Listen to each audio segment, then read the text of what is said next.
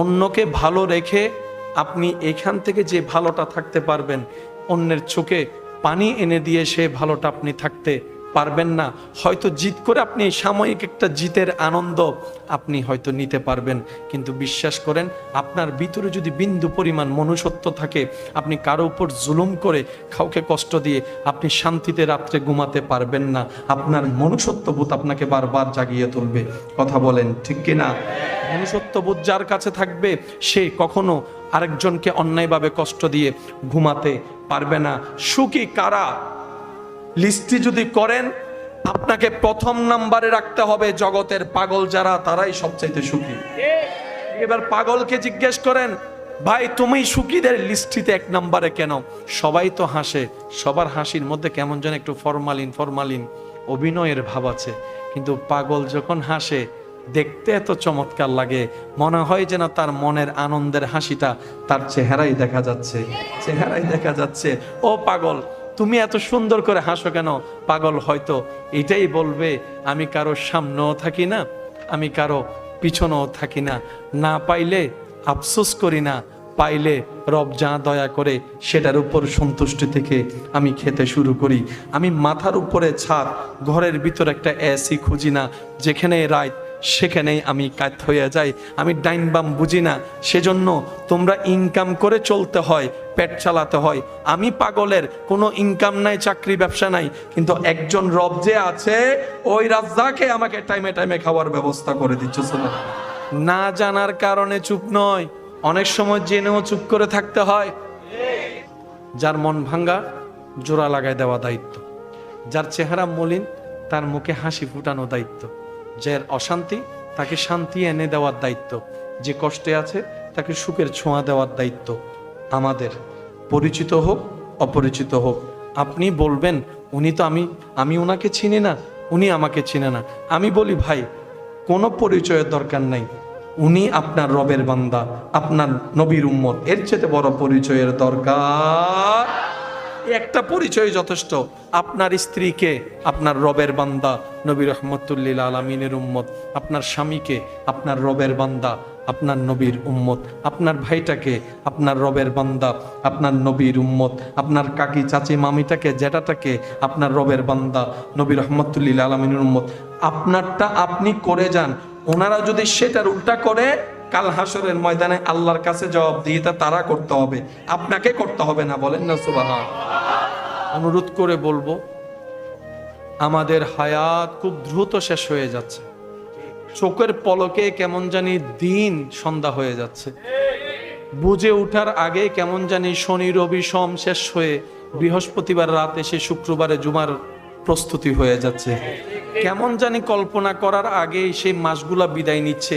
এই তো কিছুদিন আগে রমজান আমাদের থেকে বিদায় নিয়েছে, এখন দেখা যাচ্ছে কিছুদিন পরে হয়তো রমজান মাস চলে আসবে। এক একটা সেকেন্ড আমাদেরকে কবরের দিকে নিয়ে যাচ্ছে, বেশি দিন বাঁচবো না। এই পৃথিবীতে কত চেহারা ছিল, এখন দেখা যাচ্ছে না, সবাই চলে গিয়েছে মাটির নিচে, কারো আর দেখা হওয়ার সুযোগ নাই। আল্লাহ চাহে তো হয়তো হাসরের ময়দানে দেখা হবে, দুনিয়াতে আর দেখা হওয়ার সুযোগ নাই।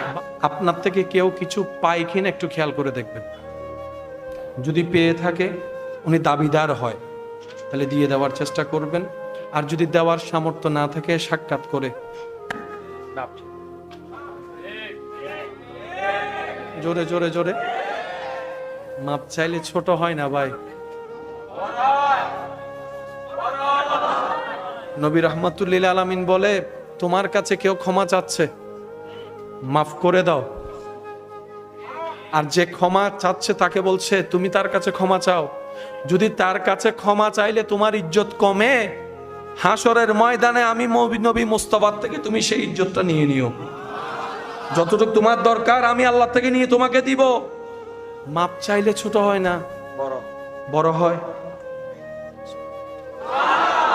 জোরে বলেন। নবী বলে, কেউ তোমার থেকে ক্ষমা চাইলে তুমি মাফ করো নাই, তাহলে আল্লাহ তোমারে মাফ করবে না। আছে না নাই? আমি ক্ষমা করব কেন? নিজে ক্ষমা পাওয়ার জন্য। আমি মাপ চাইবো কেন? আমার রবকে খুশি করার জন্য। কারণ আমি মাপ না চাইলে খুশি হবে শয়তান, আমি মাপ চাইলে খুশি হবে রহমান। তা আমাদের কাজ রহমানকে খুশি করা, শয়তানের গালে জুতার বাড়ি দেওয়া। কথা বলেন ঠিক কিনা? সেজন্য অনেক সময় এই ভালো কাজগুলা আপনার মনে দেখবেন করতে চায়। এখানে অনেকেই আছে কালকে থেকে আমি নামাজ শুরু করবই করব বলে, জীবন আপনাদের কখনো হয় না এটা? আওয়াজ একটু বড় করে দেন। এখানে যারা আছেন একটু, জীবনে একটা বারে কি আপনার এই চিন্তাটা আসে নাই কালকে থেকে আমি 5 ওয়াক্ত নামাজ পড়বো? আসছেন? কালকে থেকে আমি ফজরের নামাজটা পড়বো, আসছে না? যাক, কালকে থেকে আমি ভালো হয়ে যাবো, আসছে না? ওইটা কে যে আপনার ভিতরে এই কথাগুলো আনলো? এটাই হচ্ছে আপনার সেই ঈমানের ছোঁয়া। প্রত্যেকটা মানুষের ভিতর আছে, কিন্তু যখন সেই ঈমানের ছোঁয়াটা আলোকিত হচ্ছে শুরু করলো, মিস্টার শয়তান বিভিন্নভাবে আপনাকে ভুলাই দিয়ে কাজটা করতে দেয় না। এখানে অনেক ভাই আছেন 5 ওয়াক্ত নামাজ পড়তে চায়, ফজরটা মিস হওয়ার কারণে আর বাকি ওয়াক্তগুলো পড়ে না। আমি তাদের উদ্দেশ্যে শ্রদ্ধা রেখে একটা কথা বলি, ভাই ফজর যদি ছুটে ওখানে থাক, জোহরকে ছুটতে দিয়েন না। যে ওয়াক্তই পাবেন ওই ওয়াক্ত থেকে শুরু করে দেন। নাই মামার চাইতে কানা মামা বালা। আপনার ফজর ছুটেছে বলে এটা মনে করিয়েন না জোহর পড়লে হবে না। না, জোহর পেলে জোহর থেকে শুরু করুন, আসর পেলে আসর থেকে শুরু করুন। আজকের দিনের আসর পড়াটা আপনাকে একদিন দেখবেন ফজর পর্যন্ত পৌঁছাই দিবে। সুবহান। রব চাহে তো দিলের পরিবর্তন আসলে আপনি এমনও হয়তো সেই নামাজি হতে পারেন, এক সময় যে সাপ্তাহিক 2 রাকাতের নামাজি ছিল, আল্লাহ চাহে তো সে আপনি আমি একদিন 5 ওয়াক্ত নামাজের পাশাপাশি গভীর রাতে ঘুম হারাম করে তাহাজ্জুদের নামাজিও হয়ে যেতে পারবে। আপনার আমার দাম বাড়ে আইফোন যদি পকেটে থাকে, আপনার আমার ভাব বাড়ে সমাজে যদি একটা দামি বাইক আপনার আমার থাকে, আপনার আমার সমাজে স্ট্যাটাস নাকি বেড়ে যায় যদি ব্র্যান্ডের কিছু গাড়ি আপনার আমার নামে থাকে। যদিও বা বৈধ পথের ইনকাম না হোক, অবৈধ পথের হলো 10 তলা একটা বাড়ি থাকতে হবে, না হয় সমাজে তো আমার মেয়েকে আমার ছেলেকে বিয়ে দেওয়াটা কষ্টের হয়ে যাবে। একটু কাপড় চোপড়ের মধ্যে একটু ইস্ত্রি করা পড়তে হবে, আবার একটু যেমন তেমন কাপড় না, ব্র্যান্ডের কাপড় পরতে হবে। ব্র্যান্ডের নাকি ঘড়িও পড়তে হয়, যদিও 1 কোটি টাকা লাগে সেই ঘড়িটা কিনতে। বলে যে ধার কর্য করে হলো আমার 1 কোটি টাকার ঘড়িটা কিনতে হবে, আইফোনটা কিনতে হবে। যদি বলে যে কিডনি বিক্রি করা লাগবে, বলা যায় 2টা আছে, একটা বিক্রি করে দিই আর একটা দিয়ে কোনো রকম চলবে। তারপরে সমাজে স্ট্যাটাস দেখানোর জন্য আইফোনটা লাগবে, দামি সানগ্লাস লাগবে, দামি শো লাগবে, দামি ক্যাচ লাগবে, দামি গাড়ি লাগবে। জিনিস দিয়ে আমাদের দাম বাড়ায়, কিন্তু বড় আফসোস আমরা নিজেদের দামটাই তো বুঝতে পারি নাই। আরে যে রবের বান্দা তার চাইতে দামি আবার হতে পারে কে? যে নবী মুস্তাফার উম্মত তার চাইতে দামি হতে পারে কে? আমরা তো নিজেদের অস্তিত্ব হারিয়ে আজকে জিনিসের কারণে দাম বাড়ানো লাগছে। ডান হাত তুলে দেখাই, বলেন ঠিক কিনা? নিজের দাম নিজে বলেন না, নিজের দাম নিজে। সেজন্য আজকে জিনিসের কারণে আমাদের দাম বাড়ানো লাগতেছে। স্বীকার একটু করি, আওয়াজ দিয়ে স্বীকার করি, যে আত্মীয়র টাকা বেশি দাওয়াত তার স্পেশাল। যদিও কাছের, কিন্তু দুনিয়াতে তেমন কোনো সাইনসকত নাই। দাওয়াত দিতেও অনেক সময় আমরা ভুলে যাই, লাস্ট টাইমে মনে পড়লে ফাইল্লা ইস্যু কি বল, ফাইল্লা ইস্যু। এটা কি দাওয়াত? এটা কি দাওয়াত? কিন্তু ইসলাম বলে মেহমানদারি করবেন, রিজিক বাড়বে। সুবহানাল্লাহ বলেন। ইসলাম যে কত সুন্দর, কত চমৎকার! আল্লাহ আল্লাহ। নবী রাহমাতুল লিল আলামিন বলেন, কোন দোকানদার থেকে একজন মানুষ তার প্রয়োজনে একটা জিনিস কিনলো, কিন্তু কেনার পর সে জিনিসটা আর প্রয়োজন মনে হয় নাই, তাহলে সে ফেরত দিতে যাবে। এবার সেই ক্রেতা জিনিসটা দোকানদারের কাছে গিয়ে বললেন, ভাই জিনিসটা আমার প্রয়োজন হবে মনে হয়ে নিয়েছিলাম, কিন্তু আমার এটা প্রয়োজন হচ্ছে না, আমি এটা খুলিও নাই, ইউজও করি নাই, যদি জিনিসটা আমাকে একটু ফেরত দিতেন। নবী বলে, কোনো দোকানদার যদি, ইমানদার দোকানদার যদি ওই ক্রেতাকে জিনিসটা কোনো প্রকার আওয়াজ করা ছাড়াই জিনিসটা নিয়ে দামটা দিয়ে দেয়, আমি নবী রহমতুল্লিল আলামিন ওয়াদা করলাম ওই ব্যবসায়ীকে আমার সাথে আমি জান্নাতে নিয়ে যাব। একটা জিনিস, একটা দোকানদার মাত্র।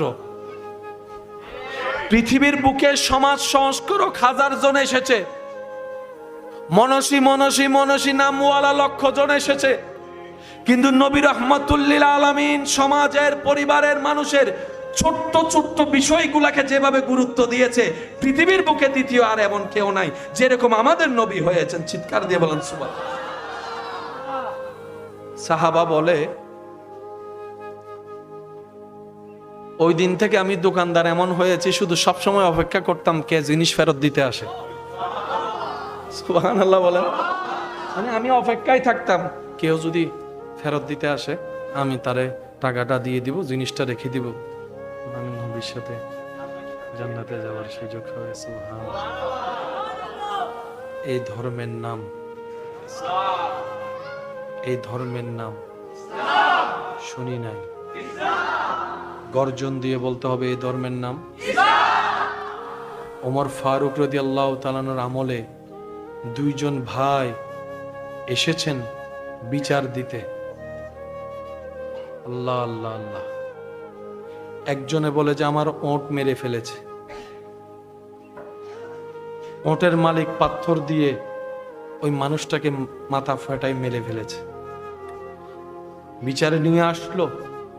ফারুক আজম সম্পর্কে তো জানেন, উনি ন্যায় বিচারের ব্যাপারে হালকা পরিমাণও ছাড়, যা হ্যাঁ তিনি হাঁ বলেন, যিনি যা না তিনি নাই বলেন। হযরত ফারুক আজম নিজের অবস্থানে মোমবাতি জ্বালিয়ে কাজ করছেন, সরকারি কাজ, দেশের কাজ, রাষ্ট্রের কাজ। এক আত্মীয় এসেছেন, ফারুক আজম জিজ্ঞেস করে, আপনি কেন আসলেন, আপনার বিষয়বস্তু কি, আপনি কি জনগণ হয়ে এসেছেন নাকি আত্মীয় হিসেবে এসেছেন? আর একটু মহব্বতের আওয়াজে, আপনি কি জনগণ হিসেবে এসেছেন নাকি আত্মীয় হিসেবে এসেছেন? বলো যে হুজুর বুঝলাম না, আপনি কি জনগণ হিসেবে কোনো রিপোর্ট দিতে আসছেন, সমস্যা নিয়ে আসছেন, নাকি ব্যক্তিগত আত্মীয়তা সম্পর্ক নিয়ে কথা বলতে এসেছেন? তখন তিনি বললেন, হুজুর আমার ব্যক্তিগত সম্পর্ক নিয়ে কথা বলতে এসেছি। ফারুক আজম রাদিয়াল্লাহু তাআলা সাথে সাথে ওই জ্বলন্ত মোমবাতিকে নিভিয়ে আরেকটা মোমবাতি জ্বালালেন।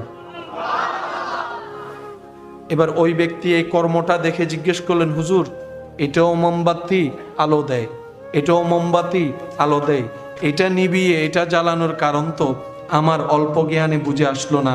তখন ফারুক আজম বলে, এটার কারণেই তো তোমাকে প্রথম প্রশ্নটা করেছিলাম, যদি তুমি জনগণ হিসেবে আসতে এই মোমবাতিটাই জ্বলতে থাকতো, কারণ সেটা রাষ্ট্রের টাকা দিয়ে কিনা, রাষ্ট্রের টাকা দিয়ে কিনা। সুবহানাল্লাহ। যেহেতু তুমি ব্যক্তিগত আমার আত্মীয় হিসেবে কথা বলতে এসেছো, রাষ্ট্রীয় আগুন দিয়ে রাষ্ট্রীয় মোমবাতি খরচ করার অধিকার আমি ফারুকে আজমের নাই, সেজন্য ব্যক্তিগত টাকা দিয়ে কিনা মোমবাতি জ্বালিয়ে দিয়েছি। অর্ধ পৃথিবীর শাসক এমনি হয় নাই, শুধু নবী রাহমাতুল্লিল আলামিনের আদর্শের উপর অটল থাকার কারণে আল্লাহ তাআলা সেই ইজ্জতের ব্যবস্থা করে দিয়েছেন। চিৎকার দিয়ে বলেন সুবহানাল্লাহ। ইসলামের এক একটা স্বর্ণালী যুগ, এক একটা সময় স্বর্ণাক্ষরে রেখে রাখার মতো, কিন্তু আমরা নিজেদের ব্যর্থতার কারণে ধরে রাখতে আজকে আমরা মার খাওয়া জাতি হতাম না। আমাদের হাজারটা ভুলের ভিতর একটা ভুল হচ্ছে, আমরা কেমন জানি নবীর থেকে একটু দূরে সরে যাচ্ছি। আমরা নবীজি রহমতুল্লিল আলামিন থেকে দিলের জগতে একটু দূরে সরে যাচ্ছি। ওই আদব, ওই প্রেমের জগৎ থেকে অনেক দূরে সরে যাচ্ছে বলে আমাদের অধপতনটা কেমন জানি সবার সামনে বেশি উঠছে।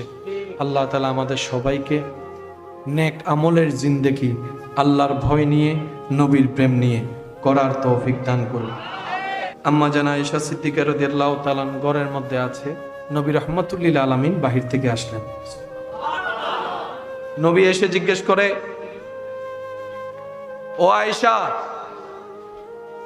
আজ তুমি আমাকে যাই প্রশ্ন করবা আমি উত্তর দিয়ে দিব। যাই জিজ্ঞেস করবা, যা যা আমি উত্তর দিব। এত বড় সুযোগ হাতছাড়া করার কোনো সুযোগ তখন আম্মা জান আয়েশা সিদ্দিকা রাদিয়াল্লাহু তাআলা ভাবলেন, কি না কি প্রশ্ন করে আমি সুযোগটা হাতছাড়া করে ফেলি। তখন নবীজির থেকে বললেন, ইয়া রাসূলুল্লাহ, আমাকে একটু সময় দেন, আমি একটু পরামর্শ করে আসি। নবীজি সময় দিলেন, মা আয়েশা সিদ্দিকা বের হলেন, গেলেন দৌড়ে সিদ্দিক আকবরের কাছে। সিদ্দিক আকবর রাদিয়াল্লাহু তাআলাকে পরিবেশ সময়টা জানালেন, পরিস্থিতি জানালেন। তখন সিদ্দিক আকবর প্রশ্ন শিখাই দিলেন আম্মা জান আয়েশাকে। বললেন, আয়েশা, তুমি নবীকে গিয়ে জিজ্ঞেস করবা যে মেরাজে আল্লাহ যে আপনাকে নিয়ে গিয়েছিলেন সেদিন তো অনেক কথা বলেছে, অনেক ধরনের কথা তো আল্লাহর সাথে আপনার হয়েছে। ওই হাজার হাজার কথার ভিতরে, ওই হাজার হাজার কথার ভিতর থেকে একটা কথা আজকে আমাকে এমন ভাবে বলবেন যে কথাটা আজ পর্যন্ত কাউকে বলেন নাই। নবীজি কি আসার পরে বললেন, মা আয়েশা সিদ্দিকা প্রশ্নটা যখন করলেন, নবীজি রাহমাতুল লিল আলামিন প্রশ্ন শুনে বলে, আয়েশা, তুমি পরামর্শ করার জন্য আমার আবু বকরের কাছে গেছিলা না? প্রশ্নের ধরনে বোঝা যাচ্ছে প্রশ্নকারী কে। তো নবী ওয়াদা করেছেন, যাই জিজ্ঞেস করবো আমি বলবো। এবার নবীজি কি বলছেন একটু সবার মনোযোগ চাচ্ছি। ওই মেরাজের রজনীতে আল্লাহ এবং নবীর মধ্যে কথা হওয়ার ভিতরে একটা কথা এমন, যেটা মা আয়েশা সিদ্দিকাকে নবী বললেন। নবী বলে, আয়েশা, মেরাজের দিন আল্লাহ পাক আমাকে জানিয়েছেন উম্মতের বিভিন্ন ব্যাপারে কথা বলতে বলতে বলতে বলতে গুনাহগার উম্মতকে কিভাবে জাহান্নামী থেকে জান্নাতি করা যায় আমি আলোচনা করতে করতে এক পর্যায়ে আমার আল্লাহ আমাকে বলেছেন, হাবিব, আপনার কোন উম্মত, আমি রবের কোন বান্দা যদি দুনিয়াতে আমার অন্য কোন কষ্টে থাকা, কান্না করা বান্দার উম্মতের চোখের পানি মুছে দিয়ে মুখে হাসি ফুটাইতে পারে, অন্তর আনন্দিত করতে পারে, ওই আমলের কারণে আমি আল্লাহ তার সারা জীবনের গুনাহ মাফ করে জাহান্নামী থেকে জান্নাতি বানাই দেব। শুনতে অনেক ছোট্ট মনে হচ্ছে। আম্মা জান আয়েশা সিদ্দিকার ঘটনায় নবীজি নীরব ছিলেন। আল্লাহ বলে যে, হাবিব, আপনি জানেন। আম্মা জান আয়েশা সিদ্দিকাকে অপবাদ যখন দেওয়া হয়, নবী বলেন, নবী নবী বলেন, নবী না জানার কারণে চুপ নয়, অনেক সময় জেনেও চুপ করে থাকতে হয়। অপবাদটা যার উপরে, উনি হচ্ছেন নবী রাহমাতুল লিল আলামিনের দুনিয়াবি সম্পর্কে স্ত্রী। তো স্ত্রীর পক্ষে তো স্বামী কথা বলবেই, এটাই তো স্বাভাবিক। আল্লাহ পাক বলে, হাবিব, আপনি আজকে উত্তর দিয়েন না, আজকে আপনি কথা বলিয়েন না। আদম নবীর জীবনী আপনি শুনাই দেন, মূসা নবীর জীবনী আপনি শুনাই দেন, ঈসা নবীর জীবনী আপনি শুনাই দেন। সুবহানাল্লাহ বলেন। দাউদ নবীর কথা আপনার উম্মতকে আপনি শুনাই দেন, কিয়ামতের বর্ণনা আপনি শুনাই দেন, ইয়াজুজ মাজুজের কথা আপনি শুনাই দেন, আপনি হযরত ঈসা আলাইহিস সালামের আগমনের কথা আপনি শুনাই দেন, ইমাম মাহদির কথা আপনি শুনাই দেন, হাশরের বর্ণনা আপনি শুনাই দেন। কিন্তু এখানে আপনি কথা বলিয়েন না, কারণ দুনিয়াবি সম্পর্কে এটা আপনার স্ত্রী। তো কিছু কিছু মহাপণ্ডিত এক সময় গিয়ে বলতে পারে 2025 সালে নিজের বউয়ের পক্ষে কথা বলেছে। ওই বেয়াদব কথাগুলা যারা আছে আর কি, বলে যে নিজের বউয়ের পক্ষে মুসলমানদের নবী মুহাম্মদ কথা বলেছে, বউকে দোষ করার পরও ভালো বলেছে। হয়তো বলতে পারে, রব বলে যে, হাবিব, আজকে উত্তরটা আপনি দিবেন না, আজকে উম্মাহাতুল মুমিনিন, মুমিনদের মা, আপনার স্ত্রী আয়েশা সিদ্দিকার ব্যাপারে উত্তর আপনি দিবেন না, আমি রব্বুল আলামিন স্বয়ং নিজেই দিব, যা কোরআনে লেখা হয়ে যাবে। আল্লাহর কত বড় দয়া আমাদের উপর যে আল্লাহ তাআলা আমাদেরকে হাবিবুল্লাহর উম্মত হওয়ার সুযোগ দান করেছেন। সুবহানাল্লাহ। আদম নবী বলে জগৎবাসী শুনেছে, লা ইলাহা ইল্লাল্লাহ, আল্লাহ ছাড়া কোনো মাবুদ নাই। একই বাক্য আদম নবীর সন্তান শেষ পয়গম্বরের জবানে জগৎ শুনেছে, লা ইলাহা ইল্লাল্লাহ, আল্লাহ ছাড়া কোনো মাবুদ, বলেন আল্লাহ ছাড়া কোনো মাবুদ নাই।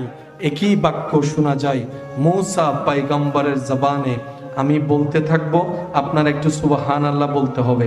দেখি কিভাবে বলবেন, একটু বলেন তো দেখি শুনি, আর একটু জোরে বলেন।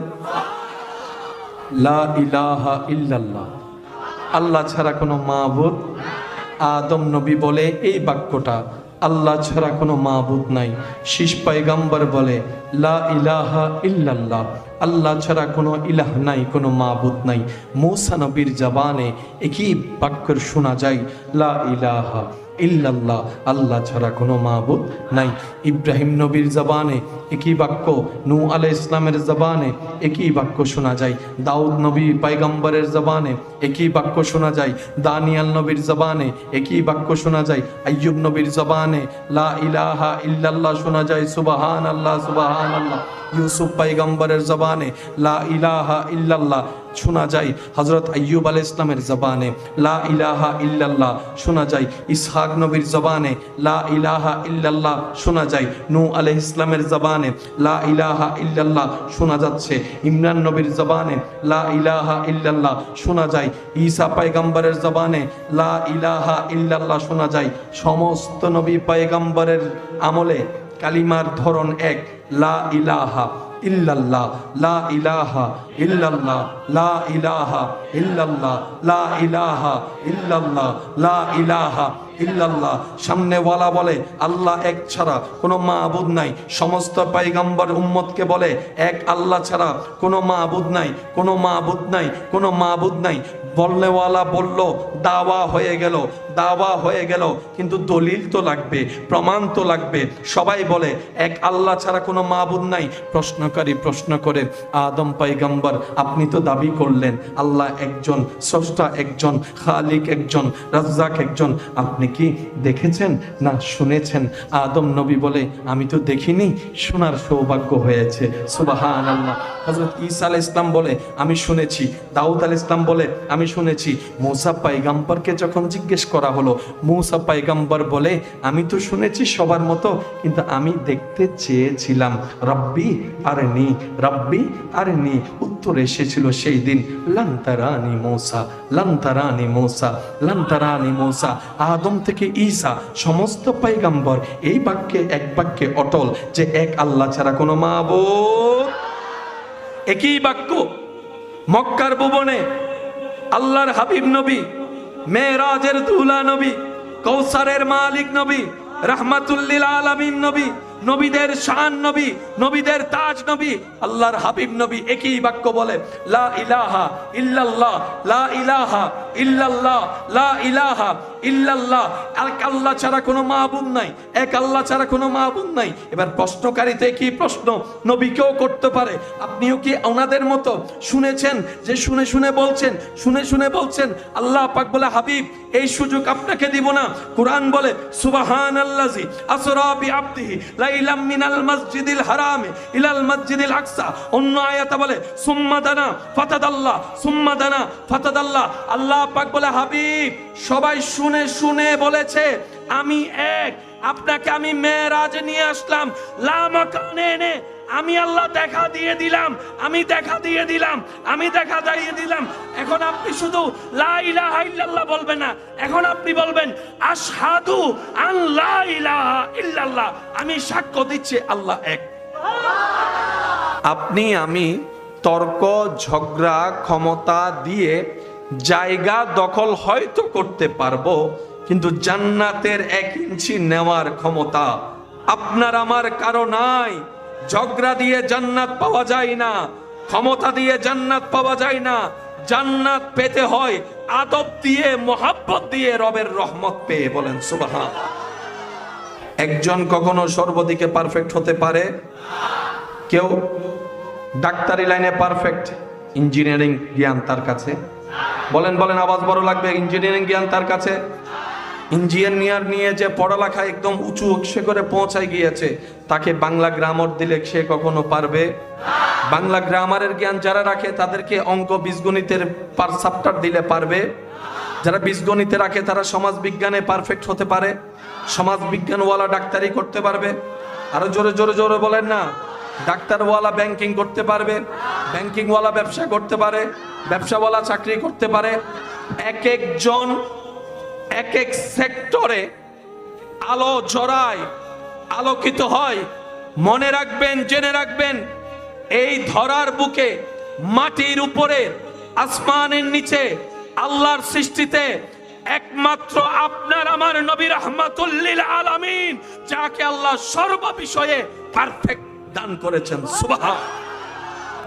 যদি আপনার শরীরের অসুস্থতা বোধ হয়, আমার শরীরের অসুস্থতা বোধ হয়, যাব কার কাছে? জোরে বলেন। কিন্তু সাহাবায়ে কেরামের মধ্যে অসুস্থতা বোধ হলে চলে যেত নবী রাহমাতুল লিল আলামিনের দরবারে। আরো জোরে জোরে জোরে, আরো জোরে, আরো জোরে। দুই ভাইয়ের মধ্যে, স্বামী স্ত্রীর মধ্যে দ্বন্দ্ব হলো, কোনোভাবেই সমাধান হচ্ছে না, বিচার ডাকা হচ্ছে।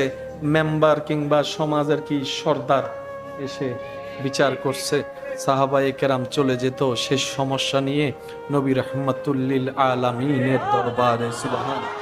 সন্তান কথা শুনে না, মার কথা শুনছে না, নই মা কারো কাছে বিচার দিতে না গিয়ে চলে যাচ্ছে নবী রাহমাতুল লিল আলামিনের দরবারে। সুবহানাল্লাহ। কিভাবে অজু করব, মাসালাটা কিভাবে হয় শিখতে চলে যাচ্ছে সাহাবায়ে কেরাম নবী রাহমাতুল লিল আলামিনের দরবারে।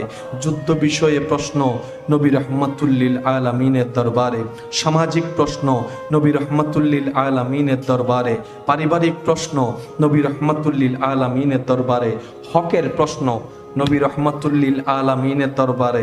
আমি সুবহানাল্লাহর আওয়াজ শুনতে পাচ্ছি না। সুবহানাল্লাহ। আর একটু জোরে বলেন সুবহানাল্লাহ। বাহিরের প্রবলেম সমাধানের জন্য চলে যাচ্ছে নবী রাহমাতুল লিল আলামিনের দরবারে। বিতর্গত প্রবলেম, নফসানিয়তের প্রবলেম সমাধানের জন্য চলে যাচ্ছে নবী রাহমাতুল লিল আলামিনের দরবারে। ব্যবসা কিভাবে করলে হালাল গ্যারান্টি পাওয়া যায় শিখাই দিচ্ছেন নবী রাহমাতুল লিল আলামিন। সুবহানাল্লাহ একটু বলেন। রাস্তার হকও যে আছে, একসময় পৃথিবী জানা তো দূরের কথা, নামটাও জানতো না, শিকার জন্য চলে গেল নবী রাহমাতুল লিল আলামিনের দরবারে। কোরআনের ছোঁয়া নবী মুস্তাফার দরবারে, হাদিসের আলো নবী মুস্তাফার দরবারে, ফিকার আলো নবী মুস্তাফার দরবারে, ডাক্তারের আলো নবী মুস্তাফার দরবারে, সামাজিক সমস্যার সমাধান নবী মুস্তাফার দরবারে, পারিবারিক সমস্যার সমাধান নবী মুস্তাফার দরবারে। শুধু তাই নয়, বাহির জগতের সমাধান নবী মুস্তাফার দরবারে, কলবের যত নফসানিয়তের সমাধান নবী মুস্তাফার দরবারে। তো নবী মুস্তাফার দরবারে তো হাজার প্রশ্নকারী প্রশ্ন করেছে, নবীজি এত ক্লিয়ার সমাধান দিলেন কিভাবে? হয়তো ছোট বয়সে ব্যবসা করেছিলেন, ছোট বয়সে ব্যবসা করেছিলেন, ব্যবসার জ্ঞানটা আছে। সামাজিক জ্ঞান কোত্থেকে আসলো? ডাক্তারি জ্ঞান কোত্থেকে আসলো? পারিভাষিক জ্ঞান কোত্থেকে আসলো? আসমানের জ্ঞান কোত্থেকে আসলো? সেই নবী মুস্তাফা কিভাবে আপনার তারকার কথা বলে, চন্দ্রের কথা বলে, মহাবিশ্বের কথা বলে, মহাবিশ্বের কথা বলে, সুবহানাল্লাহ বলতে থাকেন না। মহাবিশ্বের কথা বলে, জান্নাতের কথা কিভাবে বলে, জাহান্নামের কথা কিভাবে বলে, অতীতের কথা বলে, বর্তমানের কথা বলে, ভবিষ্যতের কথা বলে, ইয়াজুজ মাজুজের কথা বলে, ইয়াজুজ মাজুজের কথা বলে, ঈসা নবীর আগমনের কথা বলে, ইমাম মাহদীর কথা বলে, কিয়ামতের কথা বলে, হাসরের কথা বলে। How can possible? তখন রব বলে, তোদের বলার জন্য জ্ঞান অর্জন করতে হয়, অভিজ্ঞতার দরকার, প্র্যাকটিক্যাল দরকার। আমার মুস্তাফার কিচ্ছু দরকার নাই, কারণ আমার মুস্তাফা ওয়ামা ইউনতিকু আনিল হাওয়ায়ে ইন হুয়া ইল্লা ওয়াহয়ুন ইউহা। আমার মুস্তাফা নিজে থেকে বলে না, আমি রব যা বলাই মুস্তাফা তাই বলে। সুবহানাল্লাহ।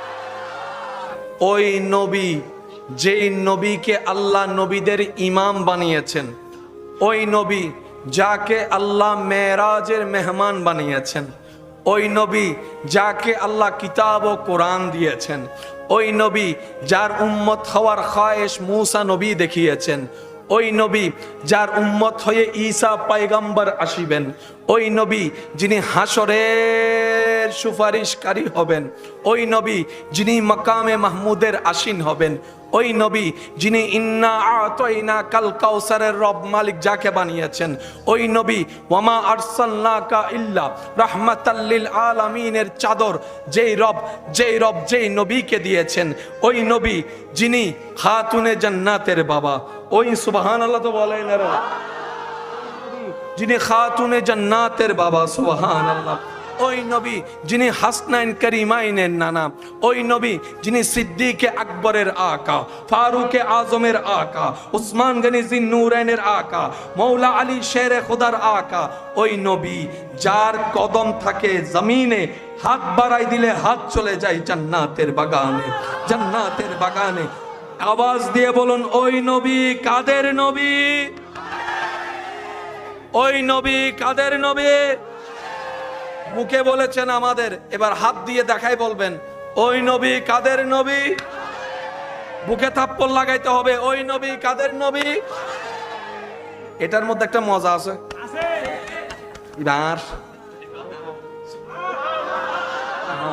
বলেন যেন দুনিয়াতে নবীকে আমার আমার আমার আমার বলে বলে প্রেম নিয়ে, সুন্নতের আমলে ফরজের আদায়ে নবীর প্রেম নিয়ে ঈমান নিয়ে কবরে যাবে, হাসরের ময়দানে এমনও হতে পারে রবের সামনে আল্লাহ রসুল বলবে, আল্লাহ গো এটা আমার উম্মত। আর নবী মুস্তাফা যাকে একবার বলবে আল্লাহ এটা আমার উম্মত, রব তাকে ভিআইপি পাবে জান্নাতে। পড়া কি দিচ্ছি স্কুল কলেজে, ঘরে আসতে আসতে আর মনে, তারপরে বন্ধুরা ফোন করা লাগে, দোস্ত আজকে জানি এই ক্লাসটাকে স্যারে কি জানি পড়া দিছিল, আমি কি বোঝাতে পারছি? কিন্তু নবী রাহমাতুল লিল আলামিনের দরবার থেকে বর্তমান সম্পর্কে তো জানা যায়। আদম নবীর জবানের কথা, জমানার কথাও নবী মুস্তাফার জবানে শোনা যায়। মূসা নবীর নাম চিনাই দিয়েছেন নবী রাহমাতুল লিল আলামিন। ঈসা নবীর জীবনী যেগুলো আপনারা আমরা শুনি মাহফিলে, বর্ণনা দিয়েছেন নবী রাহমাতুল লিল। দাউদ নবীর কথা নবী রাহমাতুল লিল আলামিন জানিয়ে দিয়েছেন। দানিয়াল নবীর কথা যে একটু আগে শুনেছেন, নবী রাহমাতুল লিল আলামিন জানিয়ে দিয়েছেন। আল্লাহ তাআলা আমাদের নবীকে এমন জ্ঞানের ভান্ডার দিয়েছেন, অতীত থেকে অতীত, বর্তমান হতে বর্তমান, ভবিষ্যৎ থেকে ভবিষ্যৎ, শুরু থেকে শেষ, সর্ব বিষয়ে আল্লাহ তাআলা আমাদের নবীকে জানিয়ে দিয়েছেন। যতটুক প্রয়োজন নবী অতটুক উম্মতকে জানিয়েছেন। ভাই বলেন না সুবহানাল্লাহ। আল্লাহ যতটুক বলেছেন নবী ততটুক জানিয়েছেন। যেখানে আল্লাহ পাক বলেছে হাবিব বলার দরকার নাই, নবীজি সে জায়গায় চুপ হয়েছেন। একজন ব্যক্তি কখনো সর্ব বিষয়ে পারফেক্ট, বলেন আপনারা বলেন আমি বলি, একজন ডাক্তার কখনো সর্বরোগের চিকিৎসা দেওয়ার জন্য পারফেক্ট। সেজন্য দেখবেন ডাক্তারদের নামের নিচে কিছু স্পেশালিটি বিষয়গুলো উল্লেখ করে দেওয়া হয়। ডায়াবেটিসওয়ালা আলাদা, হার্টের ডাক্তার আলাদা, হার্টের ডাক্তার আলাদা, বিভিন্ন ডাক্তারের একটা আলাদা পজিশন থাকে। একজন সর্বদিকে পারফেক্ট কখনোই হতে, বলে না হতে, কেউ তাফসীরের জ্ঞানের বিশারদ রাখে, কারো মধ্যে দেখবেন হাদিসের আলো জ্বলে উঠেছে, কেউ বা ফিকার মাসালার মধ্যে অভিজ্ঞতা রাখে, কেউ বা ফারায়েজের জ্ঞানের মধ্যে অভিজ্ঞতা রাখে। সেজন্য যার যেটা প্রয়োজন সেই জিনিসটা যার কাছে আছে তাকে খুঁজে বের করে তার কাছে যায়। পিছনের ভাইদের আমি আওয়াজ শুনতে পাচ্ছি না, সবাই মিলে বলেন ঠিক না বেঠিক? আমার আওয়াজ কি ক্লিয়ার শেষ পর্যন্ত শোনা যাচ্ছে? একটু হাত তুলে দেখেন, শোনা যাচ্ছে? মাশাআল্লাহ মাশাআল্লাহ। আজকে আমি আওয়াজ করার চেষ্টা করব কম, আমার নবীর পাগল পাগল উম্মতদের আওয়াজ শুনতে চাই বেশি। রাজি আছি? রাজি আছি? রাজি আছি? যার যত শক্তি আছে একবার বলেন মারহাবা। একমাত্র আপনার আমার আমাদের নবী যাকে আল্লাহ সব দিয়েছে। গাড়ি থাকলেই কি চালানো যায় নাকি শিখতে হয়? শিখলেই কি হয় নাকি অভিজ্ঞতা লাগে? আপনি যেটা বলবেন আমি সেটা বলবো। অনেকে পারে, কিন্তু ল্যান্ড ক্রুইজার গাড়ির চাবি তারে কেউ, এবার আপনার ঘরে যে রান্না করে তাকে গিয়ে প্রশ্ন করবেন, কিংবা তিনি রান্না করার সময় দেখবেন উনি রান্নাতে যা কিছু দেয় সব অনুমান করে দেয়। এই অনুমানটা এমন পারফেক্ট হয়, জিহ্বায় যতটুক হলে সাত শব্দ আসবে, অন্তর মজা হয়েছে বলবে ঠিক অতটুকুই। যিনি রান্না করে ওনাকে জিজ্ঞেস করেন, মা, আপু, বউ, কাকি, নানি, কোন রান্নার বই পড়ে রান্না শিখেছেন? এটা কি? অভিজ্ঞতার ভিতর জ্ঞান থাকে। সেজন্য ডাক্তার পড়ার পরে, বই পাতা শেষ করার পরে তাদেরকে ইন্টার্নি করতে হয়। একটা হচ্ছে থিওরিক্যাল, আরেকটা হচ্ছে, যদি আমার ভাইদের কষ্ট না হয় আওয়াজ দেন, একটা হচ্ছে থিওরিক্যাল আর একটা হচ্ছে, একটা থিওরিক্যাল আর একটা, থিওরিক্যালের চাইতে অনেক জায়গায় প্র্যাকটিক্যালটা বেশি কাজে আসে। প্র্যাকটিক্যাল মনে থাকে বেশি, হাতে কলমে যেটাকে আমরা বলি। ডাক্তারি পড়ার পরে বলে যে ইন্টার্নি করো।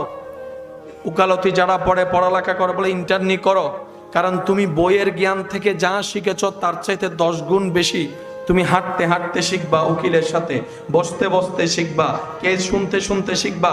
এভাবে করতে করতে বাংলাদেশে এমনও কিছু ডাক্তার উকিল আছে যাদের হাত এত ছাপ হয়েছে, যাদের জবান এত ছাপ হয়েছে, বড় বড় আসামিকেও ছুড়াই দিতে পারে, বড় বড় অপারেশনও তারা সেকেন্ডে করে ফেলতে পারে। আল্লাহ তাআলা আমাদের নবীকে সব ধরনের জ্ঞান দিয়েছেন। এটা আমাদের সৌভাগ্য যে নবীটা আমরা পেয়েছি। এবার সেই নবী রাহমাতুল্লিল আলামিন বলে, উম্মত, চিকিৎসার বিষয় জানতে চাও, আমি নবীকে জিজ্ঞেস করো, আমি বলে দিব কোন জিনিসটা খেলে তোমার কি হয়, কেমন হয়, কিভাবে হয়। শুধু তাই নয়, আজকে যে ডাইটিং শব্দটা আসছে, 1450 বছর আগে নবী রাহমাতুল্লিল আলামিন ডাইটিং ডেইলি রুটিনটাও শিখিয়ে দিয়েছেন। শুধু আমি আপনাদেরকে একটা কথা বলি, সমস্ত রোগের মূল কেন্দ্রবিন্দু হচ্ছে, সমস্ত রোগের মূল কেন্দ্রবিন্দু। সেজন্য প্রায় সময় ডাক্তারের কাছে অসুস্থতার কারণে গেলে দেখবেন ডাক্তার খাবার বাছাই দেয়, এটা খাইও না, এটা খাইও না, এটা খাইও না, এটা খাইও না। ওমা কেন? খাও, রোগের মূল এখানে। এটা ঠিক সিরেঙ্গা কলন হত আরো তো রহ না হদ, ইবে ঠিক, ইবে ঠিক, ইবে শান্ত, ঠিক না বে ঠিক?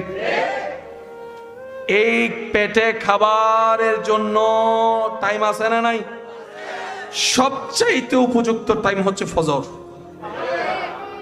সেজন্য যারা ডায়াবেটিসের রোগী তাদের খাবারের কিছু নাই, নিয়ম দেখবেন, টাইমিং দেখবেন।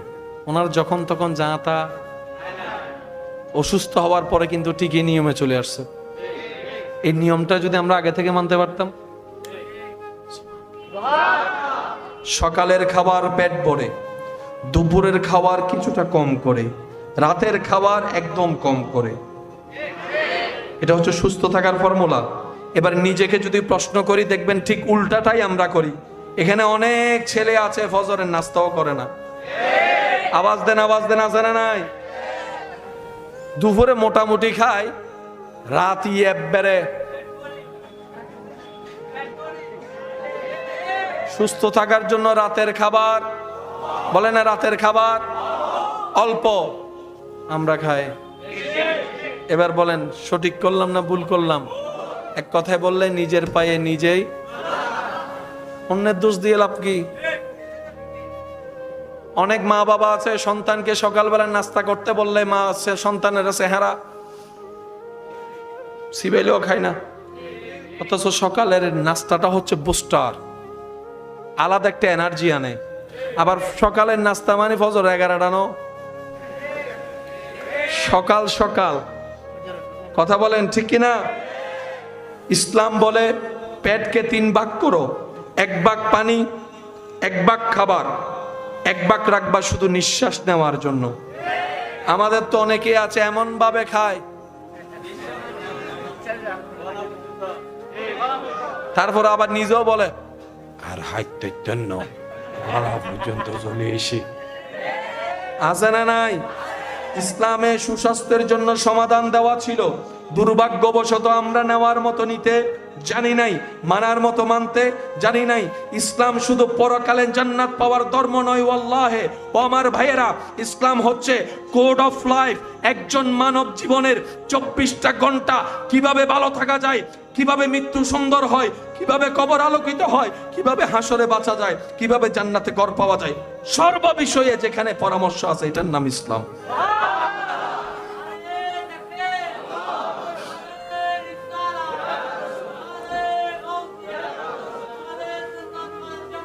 উচ্চ আওয়াজ একবার বলেন মারহাবা। সমস্ত নবীর আমলে কালিমা ছিল লা ইলাহা ইল্লাল্লাহ। শেষ ভালো যার সব ভালো তার একটা আওয়াজ দিবেন লা ইলাহা ইল্লাল্লাহ। এক আল্লাহ ছাড়া, বলেন কোন মাবুদ, এক আল্লাহ ছাড়া কোন স্রষ্টা, এক আল্লাহ ছাড়া কোন রহমান, এক আল্লাহ ছাড়া কোন খালিক, এক আল্লাহ ছাড়া কোন রাজ্জাক, একজন। এই কথা, এই বার্তা, এই বাক্য আদম নবী থেকে শুরু। একটু মনোযোগ দিবেন, কত হাজার কোটি বছর পার হইছে, এখন বিজ্ঞানীরাও এখনো পারফেক্টলি। অন্যকে ভালো রেখে আপনি এখান থেকে যে ভালোটা থাকতে পারবেন, অন্যের চোখে পানি এনে দিয়ে সে ভালোটা আপনি থাকতে পারবেন না। হয়তো জিত করে আপনি সাময়িক একটা জিতের আনন্দ আপনি হয়তো নিতে পারবেন, কিন্তু বিশ্বাস করেন আপনার ভিতরে যদি বিন্দু পরিমাণ মনুষ্যত্ব থাকে, আপনি কারো উপর জুলুম করে কাউকে কষ্ট দিয়ে আপনি শান্তিতে রাত্রে ঘুমাতে পারবেন না। আপনার মনুষ্যত্ববোধ আপনাকে বারবার জাগিয়ে তুলবে। কথা বলেন ঠিক কিনা? মনুষ্যত্ববোধ যার কাছে থাকবে সে কখনো আরেকজনকে অন্যায়ভাবে কষ্ট দিয়ে ঘুমাতে পারবে না। সুখী কারা লিস্টি যদি করেন, আপনাকে প্রথম নাম্বারে রাখতে হবে জগতের পাগল যারা, তারাই সবচাইতে সুখী। এবার পাগলকে জিজ্ঞেস করেন, ভাই তুমি সুখীদের লিস্টিতে 1 নাম্বারে কেন? সবাই তো হাসে, সবার হাসির মধ্যে কেমন যেন একটু ফরমালিন অভিনয়ের ভাব আছে, কিন্তু পাগল যখন হাসে দেখতে এত চমৎকার লাগে, মনে হয় যেন তার মনের আনন্দের হাসিটা তার চেহারাই দেখা যাচ্ছে। ও পাগল, তুমি এত সুন্দর করে হাসো কেন? পাগল হয়তো এটাই বলবে, আমি কারো সামনেও থাকি না, আমি কারো পিছনেও থাকি না, না পাইলে আফসোস করি না, পাইলে রব যা দয়া করে সেটার উপর সন্তুষ্টি থেকে আমি খেতে শুরু করি। আমি মাথার উপরে ছাদ, ঘরের ভিতর একটা এসি খুঁজি না, যেখানে রাত সেখানেই আমি কাত হয়ে যাই। আমি ডাইন বাম বুঝি না, সেজন্য তোমরা ইনকাম করে চলতে হয়, পেট চালাতে হয়।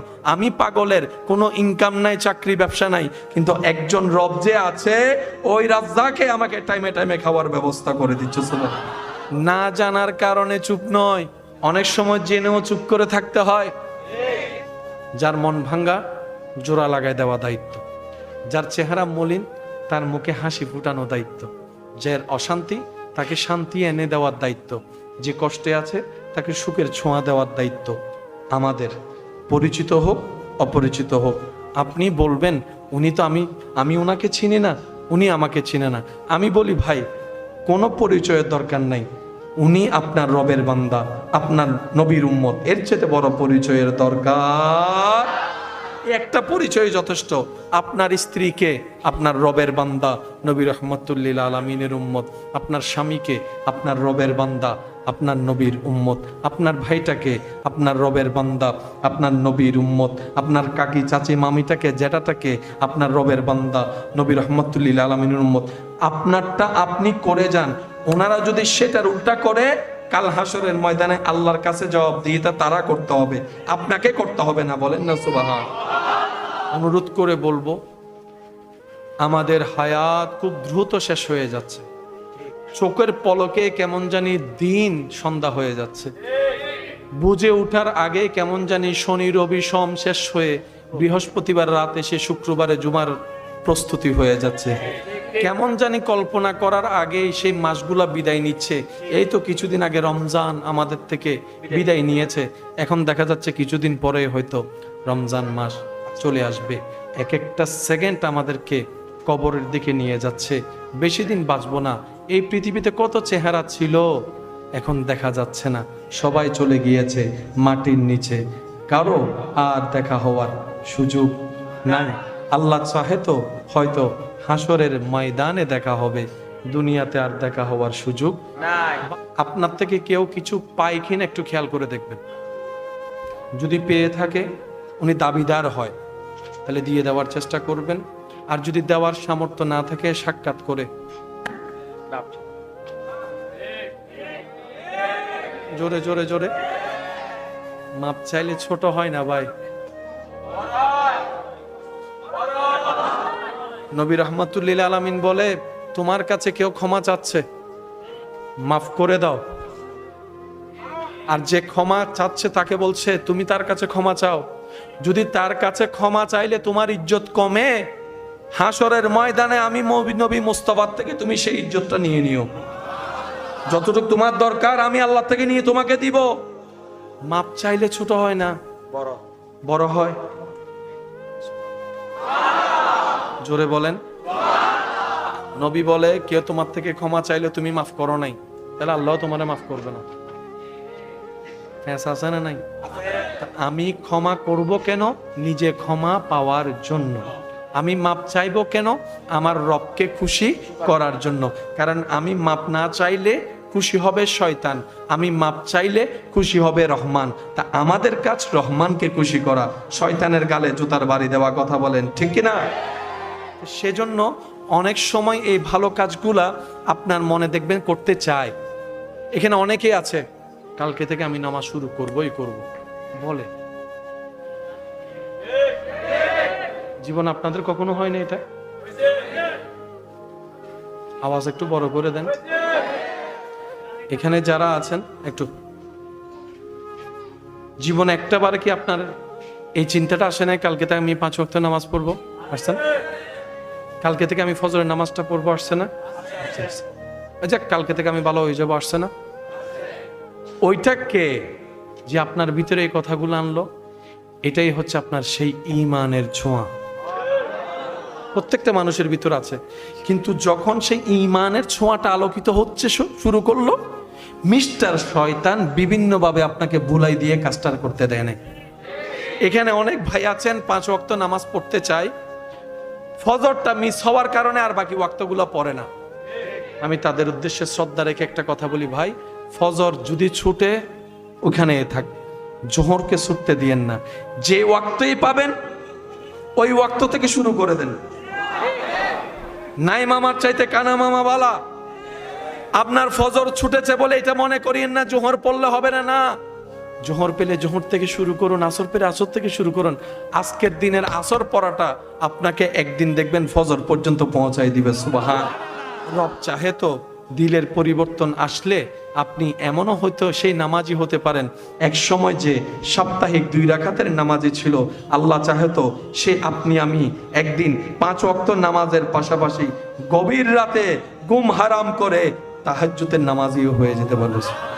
আপনার আমার দাম বাড়ে আইফোন যদি পকেটে থাকে, আপনার আমার ভাব বাড়ে সমাজে যদি একটা দামি বাইক আপনার আমার থাকে, আপনার আমার সমাজে স্ট্যাটাস নাকি বেড়ে যায় যদি ব্র্যান্ডের কিছু গাড়ি আপনার আমার নামে থাকে। যদিও বা বৈধ পথের ইনকাম না হোক, অবৈধ পথের হলো 10 তলা একটা বাড়ি থাকতে হবে। না হয় সমাজে তো আমার মেয়েকে আমার ছেলেকে বিয়ে দেওয়াটা কষ্টের হয়ে যাবে। একটু কাপড় চোপড়ের মধ্যে একটু ইস্ত্রি করা পড়তে হবে, আবার একটু যেমন তেমন কাপড় না, ব্র্যান্ডের কাপড় পরতে হবে, ব্র্যান্ডের নাকি ঘড়িও পড়তে হয়। যদিও 1 কোটি টাকা লাগে সেই ঘড়িটা কিনতে, বলে যে ধারকর্য করে হলো আমার 1 কোটি টাকার ঘড়িটা কিনতে হবে, আইফোনটা কিনতে হবে। যদি বলে যে কিডনি বিক্রি করা লাগবে, বলা যায় 2টা আছে, একটা বিক্রি করে দিই, আর একটা দিয়ে কোনো রকম চলবে। তারপরে সমাজে স্ট্যাটাস দেখানোর জন্য আইফোনটা লাগবে, দামি সানগ্লাস লাগবে, দামি শো লাগবে, দামি ক্যাচ লাগবে, দামি গাড়ি লাগবে। জিনিস দিয়ে আমাদের দাম বাড়ায়, কিন্তু বড় আফসোস আমরা নিজেদের দামটাই তো বুঝতে পারি নাই। আরে যে রবের বান্দা তার চাইতে দামি আবার হতে পারে কে? যে নবী মুস্তাফার উম্মত তার চাইতে দামি হতে পারে কে? আমরা তো নিজেদের অস্তিত্ব হারিয়ে আজকে জিনিসের কারণে দাম বাড়ানো লাগছে। ডান হাত তুলে দেখাই, বলেন ঠিক কিনা? নিজের দাম নিজে বলেন না, নিজের দাম নিজে। সেজন্য আজকে জিনিসের কারণে আমাদের দাম বাড়ানো লাগতেছে। স্বীকার একটু করি, আওয়াজ দিয়ে স্বীকার করি, যে আত্মীয়র টাকা বেশি দাওয়াত তার স্পেশাল। যদিও কাছের, কিন্তু দুনিয়াতে তেমন কোনো সাইনসকল নাই। দাওয়াত দিতেও অনেক সময় আমরা ভুলে যাই। লাস্ট টাইমে মনে পড়লে ফাইল্লা ইস্যু কি বলো, ফাইল্লা ইস্যু, এটা কি দাওয়াত? এটা কি দাওয়াত? কিন্তু ইসলাম বলে মেহমানদারি করবেন, রিজিক বাড়বে। সুবহানাল্লাহ বলেন। ইসলাম যে কত সুন্দর, কত চমৎকার! আল্লাহ আল্লাহ। নবী রাহমাতুল লিল আলামিন বলেন, কোন দোকানদার থেকে একজন মানুষ তার প্রয়োজনে একটা জিনিস কিনলো, কিন্তু কেনার পর সে জিনিসটা আর প্রয়োজন মনে হয় নাই, তাহলে সে ফেরত দিতে যাবে। এবার সেই ক্রেতা জিনিসটা দোকানদারের কাছে গিয়ে বললেন, ভাই জিনিসটা আমার প্রয়োজন হবে মনে হয়ে নিয়েছিলাম, কিন্তু আমার এটা প্রয়োজন হচ্ছে না, আমি এটা খুলিও নাই, ইউজও করি নাই, যদি জিনিসটা আমাকে একটু ফেরত দিতেন। নবী বলে, কোনো দোকানদার যদি, ইমানদার দোকানদার যদি ওই ক্রেতাকে জিনিসটা কোনো প্রকার আওয়াজ করা ছাড়াই জিনিসটা নিয়ে দামটা দিয়ে দেয়, আমি নবী রাহমাতুল লিল আলামিন ওয়াদা করলাম ওই ব্যবসায়ীকে আমার সাথে আমি জান্নাতে নিয়ে যাব। একটা জিনিস, একটা দোকানদার মাত্র। পৃথিবীর বুকে সমাজ সংস্কারক 1000 জন এসেছে, মনসী নামওয়ালা 1,00,000 জন এসেছে, কিন্তু নবী রাহমাতুল লিল আলামিন সমাজের, পরিবারের মানুষের ছোট্ট ছোট্ট বিষয়গুলোকে যেভাবে গুরুত্ব দিয়েছে, পৃথিবীর বুকে দ্বিতীয় আর এমন কেউ নাই যেরকম আমাদের নবী হয়েছেন। চিৎকার দিয়ে বলেন সুবহানাল্লাহ। সাহাবা বলে, ওই দিন থেকে আমি দোকানদার এমন হয়েছি, শুধু সবসময় অপেক্ষা করতাম কে জিনিস ফেরত দিতে আসে। সুবহানাল্লাহ বলেন। মানে আমি অপেক্ষায় থাকতাম, কেউ যদি ফেরত দিতে আসে আমি তারে টাকাটা দিয়ে দিব, জিনিসটা রেখে দিব, আমি নবীর সাথে জান্নাতে যাওয়ার সুযোগ হবে। সুবহানাল্লাহ। এই ধর্মের নাম, এই ধর্মের নাম শুনি নাই, গর্জন দিয়ে বলতে হবে এই ধর্মের নাম। ওমর ফারুক রাদিয়াল্লাহু তাআলা আনহুর আমলে 2 জন ভাই এসেছেন বিচার দিতে। আল্লাহ আল্লাহ আল্লাহ। একজনে বলে যে আমার ওঁট মেরে ফেলেছে, ওঁটের মালিক পাথর দিয়ে ওই মানুষটাকে মাথা ফাটাই মেরে ফেলেছে। বিচারে নিয়ে আসলো। ফারুক আজম সম্পর্কে তো জানেন, উনি ন্যায় বিচারের ব্যাপারে হালকা পরিমাণও ছাড়, যা হ্যাঁ তিনি হাঁ বলেন, যা না তিনি নাই বলেন। হযরত ফারুক আজম নিজের অবস্থানে মোমবাতি জ্বালিয়ে কাজ করছেন, সরকারি কাজ। দেশের কাজ, রাষ্ট্রের কাজ। এক আত্মীয় এসেছেন, ফারুক আজম জিজ্ঞেস করে, আপনি কেন আসলেন, আপনার বিষয়বস্তু কি? আপনি কি জনগণ হয়ে এসেছেন নাকি আত্মীয় হিসেবে এসেছেন? আর একটু মহব্বতের আওয়াজে, আপনি কি জনগণ হিসেবে এসেছেন নাকি আত্মীয় হিসেবে এসেছেন? বলো যে হুজুর বুঝলাম না, আপনি কি জনগণ হিসেবে কোনো রিপোর্ট দিতে আসছেন, সমস্যা নিয়ে আসছেন, নাকি ব্যক্তিগত আত্মীয়তার সম্পর্ক নিয়ে কথা বলতে এসেছেন? তখন তিনি বললেন, হুজুর আমার ব্যক্তিগত সম্পর্ক নিয়ে কথা বলতে এসেছি। ফারুক আজম রাদিয়াল্লাহু তাআলার সাথে সাথে ওই জ্বলন্ত মোমবাতিকে নিভিয়ে আরেকটা মোমবাতি জ্বালালেন। এবার ওই ব্যক্তি এই কর্মটা দেখে জিজ্ঞেস করলেন, হুজুর এটাও মোমবাতি আলো দেয়, এটাও মোমবাতি আলো দেয়, এটা নিভিয়ে এটা জ্বালানোর কারণ তো আমার অল্প জ্ঞানে বুঝে আসলো না। তখন ফারুকে আজম বলে, এটার কারণেই তো তোমাকে প্রথম প্রশ্নটা করেছিলাম, যদি তুমি জনগণ হিসেবে আসতে এই মোমবাতিটাই জ্বলতে থাকতো, কারণ সেটা রাষ্ট্রের টাকা দিয়ে কিনা, রাষ্ট্রের টাকা দিয়ে কিনা। সুবহানাল্লাহ। যেহেতু তুমি ব্যক্তিগত আমার আত্মীয় হিসেবে কথা বলতে এসেছো, রাষ্ট্রীয় আগুন দিয়ে রাষ্ট্রীয় মোমবাতি খরচ করার অধিকার আমি ফারুকে আজমের নাই, সেজন্য ব্যক্তিগত টাকা দিয়ে কিনা মোমবাতি জ্বালিয়ে দিয়েছি। অর্ধ পৃথিবীর শাসক এমনি হয় নাই, শুধু নবী রাহমাতুল লিল আলামিনের আদর্শের উপর অটল থাকার কারণে আল্লাহ তাআলা সেই ইজ্জতের ব্যবস্থা করে দিয়েছেন। চিৎকার দিয়ে বলেন সুবহানাল্লাহ। ইসলামের এক একটা স্বর্ণালী যুগ, এক একটা সময় স্বর্ণাক্ষরে রেখে রাখার মতো, কিন্তু আমরা নিজেদের ব্যর্থতার কারণে ধরে রাখতে আজকে আমরা মার খাওয়া জাতি হতাম না।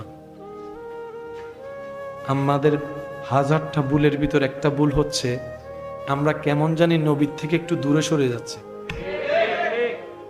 আমরা নবীজি রহমতুল্লিল আলামিন থেকে দিলের জগতে একটু দূরে সরে যাচ্ছি, ওই আদব ওই প্রেমের জগৎ থেকে অনেক দূরে সরে যাচ্ছি বলে আমাদের অধপতনটা কেমন জানি সবার সামনে বেশি উঠছে। আল্লাহ তাআলা আমাদের সবাইকে নেক আমলের জিন্দেগি, আল্লাহর ভয় নিয়ে, নবীর প্রেম নিয়ে করার তৌফিক দান করুন। আম্মা জান আয়েশা সিদ্দিকা রাদিয়াল্লাহু তাআলা ঘরের মধ্যে আছে, নবী রাহমাতুল্লিল আলামিন বাহির থেকে আসলেন। নবী এসে জিজ্ঞেস করে, ও আয়েশা, আজ তুমি আমাকে যাই প্রশ্ন করবা আমি উত্তর দিয়ে দেব। যাই জিজ্ঞেস করবা, যা যা আমি উত্তর দিব। এত বড় সুযোগ হাতছাড়া করার কোনো সুযোগ নাই। তখন আম্মা জান আয়েশা সিদ্দিকা রাদিয়াল্লাহু তাআলা ভাবলেন, কি না কি প্রশ্ন করে আমি সুযোগটা হাতছাড়া করে ফেলি। তখন নবীজির থেকে বললেন, ইয়া রাসূলুল্লাহ আমাকে একটু সময় দেন, আমি একটু পরামর্শ করে আসি। নবীজি সময় দিলেন, মা আয়েশা সিদ্দিকা বের হলেন, গেলেন দৌড়ে সিদ্দিক আকবরের কাছে। সিদ্দিক আকবর রাদিয়াল্লাহু তাআলাকে পরিবেশ সময়টা জানালেন, পরিস্থিতি জানালেন। তখন সিদ্দিক আকবর প্রশ্ন শিখাই দিলেন আম্মা জান আয়েশাকে। বললেন, আয়েশা তুমি নবীকে গিয়ে জিজ্ঞেস করবা যে মেরাজে আল্লাহ যে আপনাকে নিয়ে গিয়েছিলেন, সেদিন তো অনেক কথা বলেছে, অনেক ধরনের কথা তো আল্লাহর সাথে আপনার হয়েছে। ওই হাজার হাজার কথার ভিতরে, ওই হাজার হাজার কথার ভিতর থেকে একটা কথা আজকে আমাকে এমন ভাবে বলবেন যে কথাটা আজ পর্যন্ত কাউকে বলেন নাই। নবীজি কি আসার পরে বললেন, মা আয়েশা সিদ্দিকা প্রশ্নটা যখন করলেন, নবীজি রাহমাতুল্লিল আলামিন প্রশ্ন শুনে বলে, আয়েশা তুমি পরামর্শ করার জন্য আমার আবু বকরের কাছে গেছিলা না? প্রশ্নের ধরনে বোঝা যাচ্ছে প্রশ্নকারী কে। তো নবী ওয়াদা করেছেন, যাই জিজ্ঞেস করবো আমি বলবো। এবার নবীজি কি বলছেন একটু সবার মনোযোগ চাচ্ছি। ওই মেরাজের রজনীতে আল্লাহ এবং নবীর মধ্যে কথা হওয়ার ভিতরে একটা কথা এমন, যেটা মা আয়েশা সিদ্দিকাকে নবী বললেন।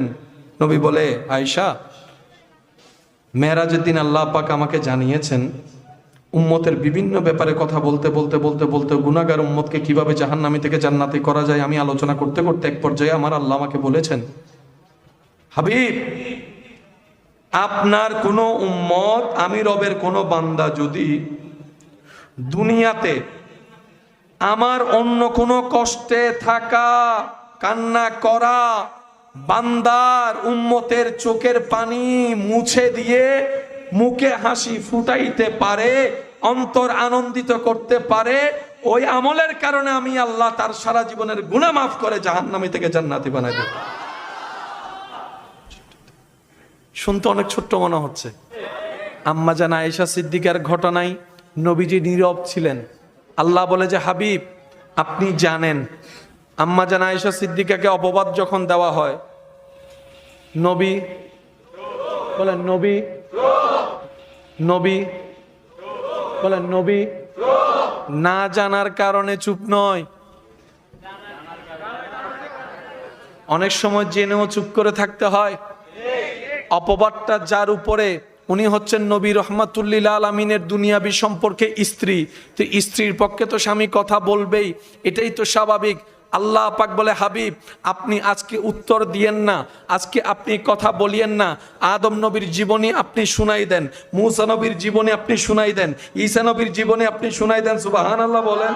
দাউদ নবীর কথা আপনার উম্মতকে আপনি শুনাই দেন, কিয়ামতের বর্ণনা আপনি শুনাই দেন, ইয়াজুজ মাজুজের কথা আপনি শুনাই দেন, আপনি হযরত ঈসা আলাইহিস সালামের আগমনের কথা আপনি শুনাই দেন, ইমাম মাহাদির কথা আপনি শুনাই দেন, হাশরের বর্ণনা আপনি শুনাই দেন, কিন্তু এখানে আপনি কথা বলিয়েন না, কারণ দুনিয়াবী সম্পর্কে এটা আপনার স্ত্রী। তো কিছু কিছু মহাপণ্ডিত এক সময় গিয়ে বলতে পারে 2025 সালে নিজের বউয়ের পক্ষে কথা বলেছে, ওই বিয়াদব কথাগুলা যারা আছে আর কি, বলে যে নিজের বউয়ের পক্ষে মুসলমানদের নবী মোহাম্মদ কথা বলেছে, বউকে দোষ করার পরও ভালো বলেছে, হয়তো বলতে পারে। রব বলে যে হাবিব আজকে উত্তরটা আপনি দিবেন না, আজকে উম্মাহাতুল মুমিনিন, মুমিনদের মা আপনার স্ত্রী আয়েশা সিদ্দিকার ব্যাপারে উত্তর আপনি দিবেন না, আমি রব্বুল আলামিন স্বয়ং নিজেই দিব, যা কোরআনে লেখা হয়ে যাবে। আল্লাহর কত বড় দয়া আমাদের উপর যে আল্লাহ তাআলা আমাদেরকে হাবিবুল্লাহর উম্মত হওয়ার সুযোগ দান করেছেন। সুবহানাল্লাহ। আদম নবী বলে জগৎবাসী শুনেছে লা ইলাহা ইল্লাল্লাহ, আল্লাহ ছাড়া কোনো মাবুদ নাই। একই বাক্য আদম নবীর সন্তান শেষ পয়গম্বরের জবানে জগৎ শুনেছে লা ইলাহা ইল্লাল্লাহ, আল্লাহ ছাড়া কোনো মাবুদ, বলেন বলেন আল্লাহ ছাড়া কোনো মাবুদ নাই। একই বাক্য শোনা যায় মূসা পয়গম্বরের জবানে। আমি বলতে থাকবো, আপনার একটু সুবহানাল্লাহ বলতে হবে। দেখি কিভাবে বলবেন, একটু বলেন তো দেখি শুনি, আর একটু জোরে বলেন। লা ইলাহা ইল্লাল্লাহ, আল্লাহ ছাড়া কোনো মাবুদ। আদম নবী বলে এই বাক্যটা, আল্লাহ ছাড়া কোনো মাবুদ নাই। শীষ পয়গম্বর বলে লা ইলাহা ইল্লাল্লাহ, আল্লাহ ছাড়া কোনো ইলাহ নাই, কোনো মাবুদ নাই। মূসা নবীর জবানে একই বাক্য শোনা যায় লা ইলাহা ইল্লাল্লাহ, আল্লাহ ছাড়া কোনো মাবুদ নাই। ইব্রাহিম নবীর জবানে একই বাক্য, নূহ আলাইহিস সালামের জবানে একই বাক্য শোনা যায়, দাউদ নবী পয়গম্বরের জবানে একই বাক্য শোনা যায়, দানিয়াল নবীর জবানে একই বাক্য শোনা যায়, আইয়ুব নবীর জবানে লা ইলাহা ইল্লাল্লাহ শোনা যায়। সুবহানাল্লাহ সুবহানাল্লাহ। ইউসুফ পয়গম্বরের জবানে লা ইলাহা ইল্লাল্লাহ শোনা যায়, হযরত আইয়ুব আলাইহিস সালামের জবানে লা ইলাহা ইল্লাল্লাহ শোনা যায়, ইসহাক নবীর জবানে লা ইলাহা ইল্লাল্লাহ শোনা যায়, নূহ আলাইহিস সালামের জবানে লা ইলাহা ইল্লাল্লাহ শোনা যাচ্ছে, ইমরান নবীর জবানে লা ইলাহা ইল্লাল্লাহ শোনা যায়, ঈসা পয়গম্বরের জবানে লা ইলাহা ইল্লাল্লাহ শোনা যায়। সমস্ত নবী পয়গম্বরের আমলে কালিমার ধরন এক, লা ইলাহা ইল্লাল্লাহ, লা ইলাহা ইল্লাল্লাহ, লা ইলাহা ইল্লাল্লাহ, লা ইলাহা ইল্লাল্লাহ, লা ইলাহা ইল্লাল্লাহ। সামনেওয়ালা বলে আল্লাহ এক ছাড়া কোনো মাবুদ নাই, সমস্ত পয়গম্বর উম্মতকে বলে এক আল্লাহ ছাড়া কোনো মাবুদ নাই, কোনো মাবুদ নাই, কোনো মাবুদ নাই। বলনেওয়ালা বলল, দাওয়া হয়ে গেল, দাওয়া হয়ে গেল, কিন্তু দলিল তো লাগবে, প্রমাণ তো লাগবে। সবাই বলে এক আল্লাহ ছাড়া কোনো মাবুদ নাই। প্রশ্নকারী প্রশ্ন করে, আদম পয়গম্বর আপনি তো দাবি করলেন আল্লাহ একজন, স্রষ্টা একজন, খালিক একজন, রাজ্জাক একজন, আপনি আপনি কি দেখেছেন না শুনেছেন? আদম নবী বলে, আমি তো দেখিনি, শোনার সৌভাগ্য হয়েছে। সুবহানাল্লাহ। হযরত ঈসা আলাইহিস সালাম বলে, আমি শুনেছি। দাউদ আলাইহিস সালাম বলে, আমি শুনেছি। মূসা পয়গম্বরকে যখন জিজ্ঞেস করা হলো, মূসা পয়গম্বর বলে, আমি তো শুনেছি সবার মতো, কিন্তু আমি দেখতে চেয়েছিলাম। রব্বি আরনি, রব্বি আরনি। উত্তর এসেছিল সেই দিন, লান তারানি মূসা, লান তারানি মূসা, লান তারানি মূসা। আদম থেকে ঈসা সমস্ত পয়গম্বর এই বাক্যে, এক বাক্যে অটল যে এক আল্লাহ ছাড়া কোনো মাবুদ। একই বাক্য মক্কার ভুবনে আল্লাহর হাবিব নবী, মেরাজের দুলা নবী, কৌসারের মালিক নবী, রাহমাতুল লিল আলামিন নবী, নবীদের শান নবী, নবীদের তাজ নবী, আল্লাহর হাবিব নবী একই বাক্য বলে, লা ইলাহা ইল্লাল্লাহ, লা ইলাহা ইল্লাল্লাহ, লা ইলাহা ইল্লাল্লাহ। এক আল্লাহ ছাড়া কোনো মাবুদ নাই, এক আল্লাহ ছাড়া কোনো মাবুদ নাই। এবার প্রশ্নকারীতে কি প্রশ্ন নবীকেও করতে পারে, আপনিও কি ওনাদের মতো শুনেছেন যে শুনে শুনে বলছেন, শুনে শুনে বলছেন? আল্লাহ পাক বলে, হাবিব এই সুযোগ আপনাকে দিব না।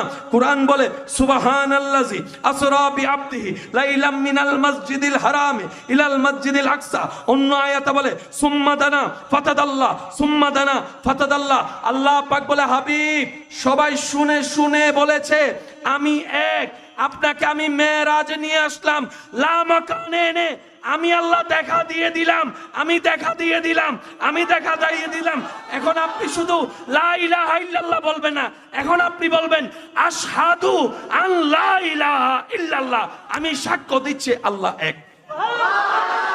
আপনি আমি তর্ক ঝগড়া ক্ষমতা দিয়ে জায়গা দখল হয়তো করতে পারবো, কিন্তু জান্নাতের 1 ইঞ্চি নেওয়ার ক্ষমতা আপনার আমার কারো নাই। ঝগড়া দিয়ে জান্নাত পাওয়া যায় না, ক্ষমতা দিয়ে জান্নাত পাওয়া যায় না। জান্নাত পেতে হয় আদব দিয়ে, মোহাব্বত দিয়ে, রবের রহমত পেয়ে। বলেন সুবহান। একজন কখনো সর্বদিকে পারফেক্ট হতে পারে? কেউ ডাক্তারি লাইনে পারফেক্ট, ইঞ্জিনিয়ারিং জ্ঞান তার কাছে? বলেন বলেন, আওয়াজ বড় লাগবে। ইঞ্জিনিয়ারিং জ্ঞান তার কাছে? ইঞ্জিনিয়ার নিয়ে যে পড়ালেখা একদম উঁচু সে করে পৌঁছায় গিয়েছে, তাকে বাংলা গ্রামার দিলে সে কখনো পারবে? বাংলা গ্রামারের জ্ঞান যারা রাখে তাদেরকে অঙ্ক বীজগণিতের চ্যাপ্টার দিলে পারবে? যারা বীজগণিতে রাখে তারা সমাজ বিজ্ঞানে পারফেক্ট হতে পারে? সমাজ বিজ্ঞানওয়ালা ডাক্তারি করতে পারবে? আরো জোরে জোরে জোরে বলেন না। ডাক্তারওয়ালা ব্যাংকিং করতে পারবে, ব্যাংকিংওয়ালা ব্যবসা করতে পারে, ব্যবসাওয়ালা চাকরি করতে পারে। এক একজন এক এক সেক্টরে আলো জড়ায়, আলোকিত হয়। মনে রাখবেন, জেনে রাখবেন, এই ধরার বুকে, মাটির উপরে, আসমানের নিচে, আল্লাহর সৃষ্টিতে একমাত্র আপনার আমার নবী রাহমাতুল লিল আলামিন, যাকে আল্লাহ সর্ব বিষয়ে পারফেক্ট দান করেছেন। সুবহান। যদি আপনার শরীরের অসুস্থতা বোধ হয়, আমার শরীরের অসুস্থতা বোধ হয়, যাব কার কাছে? জোরে বলেন। কিন্তু সাহাবায়ে কেরামের মধ্যে অসুস্থতা বোধ হলে চলে যেত নবী রাহমাতুল লিল আলামিনের দরবারে। আরো জোরে জোরে জোরে, আরো জোরে, আরো জোরে। দুই ভাইয়ের মধ্যে, স্বামী স্ত্রীর মধ্যে দ্বন্দ্ব হলো, কোনোভাবেই সমাধান হচ্ছে না, বিচার ডাকা হচ্ছে। মেম্বার কিংবা সমাজের কি সর্দার এসে বিচার করছে। সাহাবায়ে কেরাম চলে যেত শেষ সমস্যা নিয়ে নবী রাহমাতুল লিল আলামিনের দরবারে। সুবহান। সন্তান কথা শুনে না, মার কথা শুনছে না, নই মা কারো কাছে বিচার দিতে না গিয়ে চলে যাচ্ছে নবী রাহমাতুল লিল আলামিনের দরবারে। সুবহানাল্লাহ। কিভাবে অজু করব, মাসালাটা কিভাবে হয় শিখতে চলে যাচ্ছে সাহাবায়ে কেরাম নবী রাহমাতুল লিল আলামিনের দরবারে। যুদ্ধ বিষয়ে প্রশ্ন নবী রাহমাতুল লিল আলামিনের দরবারে, সামাজিক প্রশ্ন নবী রাহমাতুল লিল আলামিনের দরবারে, পারিবারিক প্রশ্ন নবী রাহমাতুল লিল আলামিনের দরবারে, হকের প্রশ্ন নবী রাহমাতুল লিল আলামিনের দরবারে। আমি সুবহানাল্লাহর আওয়াজ শুনতে পাচ্ছি না। সুবহানাল্লাহ। আর একটু জোরে বলেন সুবহানাল্লাহ। বাহিরের প্রবলেম সমাধানের জন্য চলে যাচ্ছে নবী রাহমাতুল্লিল আলামিনের দরবারে, ভিতরগত প্রবলেম নফসানিয়তের প্রবলেম সমাধানের জন্য চলে যাচ্ছে নবী রাহমাতুল্লিল আলামিনের দরবারে। ব্যবসা কিভাবে করলে হালাল গ্যারান্টি পাওয়া যায় শিখাই দিচ্ছেন নবী রাহমাতুল্লিল আলামিন। সুবহানাল্লাহ, একটু বলেন না। রাস্তার হকও যে আছে, একসময় পৃথিবী জানা তো দূরের কথা, নামটাও জানতো না, শিকার জন্য চলে গেল নবী রাহমাতুল্লিল আলামিনের দরবারে। কোরআনের ছোঁয়া নবী মুস্তাফার দরবারে, হাদিসের আলো নবী মুস্তাফার দরবারে, ফিকার আলো নবী মুস্তাফার দরবারে, ডাক্তারের আলো নবী মুস্তাফার দরবারে, সামাজিক সমস্যার সমাধান নবী মুস্তাফার দরবারে, পারিবারিক সমস্যার সমাধান নবী মুস্তাফার দরবারে। শুধু তাই নয়, বাহির জগতের সমাধান নবী মুস্তাফার দরবারে, কলবের যত নফসানিয়তের সমাধান নবী মুস্তাফার দরবারে। তো নবী মুস্তাফার দরবারে তো হাজার প্রশ্নকারী প্রশ্ন করেছে, নবীজি এত ক্লিয়ার সমাধান দিলেন কিভাবে? হয়তো ছোট বয়সে ব্যবসা করেছিলেন, ব্যবসার জ্ঞানটা আছে। সামাজিক জ্ঞান কোত্থেকে আসলো? ডাক্তারি জ্ঞান কোত্থেকে আসলো? পারিভাষিক জ্ঞান কোত্থেকে আসলো? আসমানের জ্ঞান কোত্থেকে আসলো? সেই নবী মুস্তাফা কিভাবে আপনার তারকার কথা বলে, চন্দ্রের কথা বলে, মহাবিশ্বের কথা বলে, সুবহানাল্লাহ বলতে থাকেন না। মহাবিশ্বের কথা বলে, জান্নাতের কথা কিভাবে বলে, জাহান্নামের কথা কিভাবে বলে, অতীতের কথা বলে, বর্তমানের কথা বলে, ভবিষ্যতের কথা বলে, ইয়াজুজ মাজুজের কথা বলে, ঈসা নবীর আগমনের কথা বলে, ইমাম মাহদীর কথা বলে, কিয়ামতের কথা বলে, হাসরের কথা বলে। How can possible? তখন রব বলে, তোদের বলার জন্য জ্ঞান অর্জন করতে হয়, অভিজ্ঞতার দরকার, প্র্যাকটিক্যাল দরকার। আমার মুস্তাফার কিচ্ছু দরকার নাই, কারণ আমার মুস্তাফা ওয়ামা ইউনতিকু আনিল হাওয়ায়ে ইন হুয়া ইল্লা ওয়াহয়ুন ইউহা। আমার মুস্তাফা নিজে থেকে বলে না, আমি রব যা বলাই মুস্তাফা তাই বলে। সুবহানাল্লাহ। ওই নবী, যেই নবীকে আল্লাহ নবীদের ইমাম বানিয়েছেন, ওই নবী যাকে আল্লাহ মেরাজের মেহমান বানিয়েছেন, ওই নবী যাকে আল্লাহ কিতাব ও কোরআন দিয়েছেন, ওই নবী যার উম্মত হওয়ার খায়েশ মুসা নবী দেখিয়েছেন, ওই নবী যার উম্মত হয়ে ঈসা পয়গম্বর আসিবেন, ওই নবী যিনি হাসরের সুপারিশকারী হবেন, ওই নবী যিনি মাকামে মাহমুদের আসীন হবেন, ওই নবী যিনি ইন্না আতাইনা কাল কাউসারের রব মালিক যাকে বানিয়েছেন, ওই নবী ওয়ামা আরসালনাকা ইল্লা রাহমাতাল লিল আলামিনের চাদর যেই নবীকে দিয়েছেন, ওই নবী যিনি খাতুনে জান্নাতের বাবা, ওই সুবহানাল্লাহ তো বলেন না, যিনি খাতুনে জান্নাতের বাবা, সুবহানাল্লাহ। ওই নবী যিনি হাসনাইন করিমাইনের নানা, ওই নবী যিনি সিদ্দিকে আকবরের আকা, ফারুকে আজমের আকা, উসমান গনি জিন্নুরাইনের আকা, মৌলা আলী শেরে খুদার আকা, ওই নবী যার কদম থাকে জমিনে, হাত বাড়াই দিলে হাত চলে যায় জান্নাতের বাগানে। আওয়াজ দিয়ে বলুন, ওই নবী কাদের নবী? ওই নবী কাদের নবী? মুখে বলেছেন আমাদের, এবার হাত দিয়ে দেখাই বলবেন, ওই নবী কাদের নবী? বুকে থাপ্পড় লাগাইতে হবে, ওই নবী কাদের নবী? এটার মধ্যে একটা মজা আছে।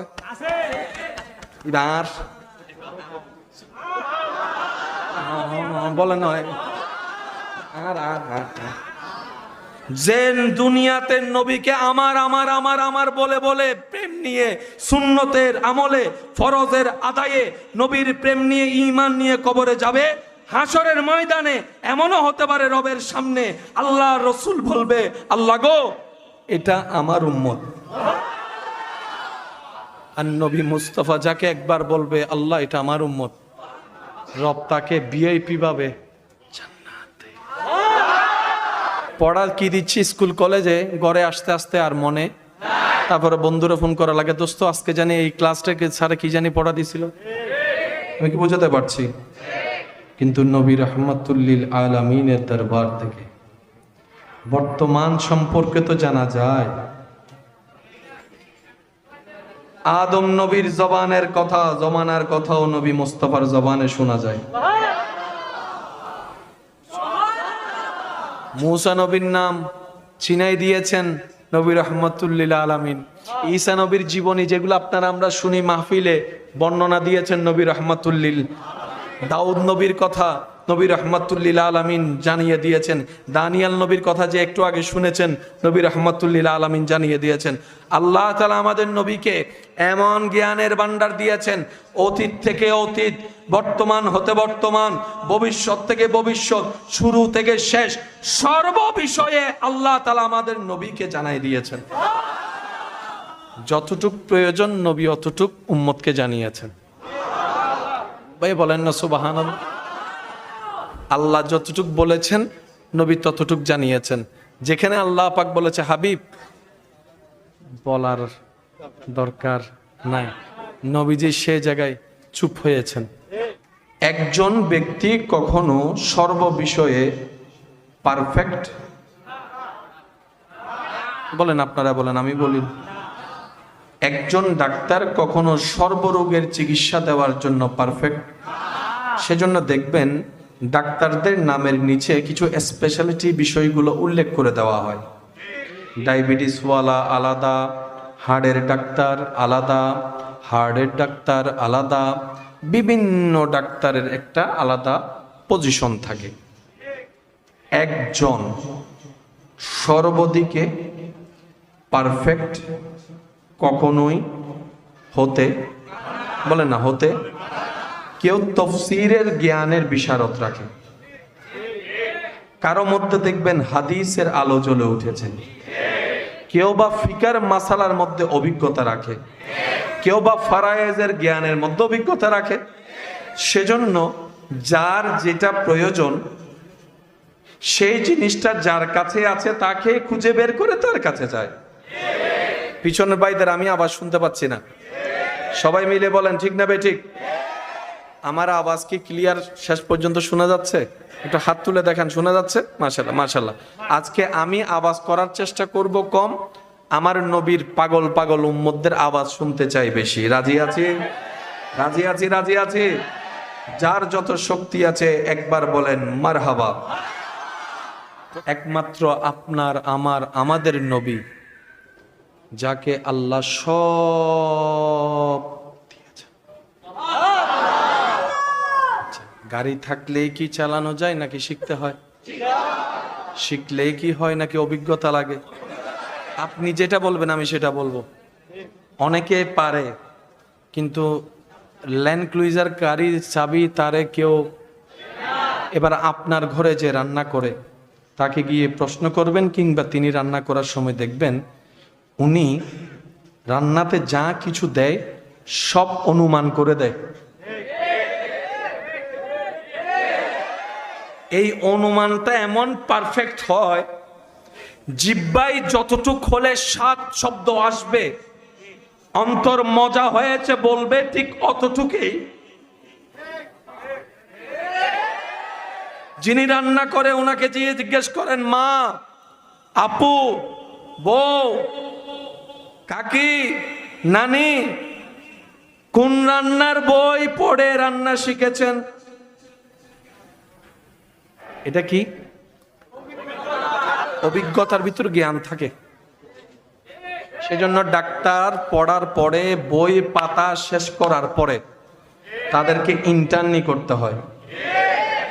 একটা হচ্ছে থিওরিক্যাল, আরেকটা হচ্ছে, যদি আমার ভাইদের কষ্ট না হয় আওয়াজ দেন, একটা হচ্ছে থিওরিক্যাল আর একটা হচ্ছে, একটা থিওরিক্যাল আর একটা, থিওরিক্যালের চাইতে অনেক জায়গায় প্র্যাকটিক্যালটা বেশি কাজে আসে। প্র্যাকটিক্যাল মনে থাকে বেশি, হাতে কলমে যেটাকে আমরা বলি। ডাক্তারি পড়ার পরে বলে যে ইন্টার্নি করো।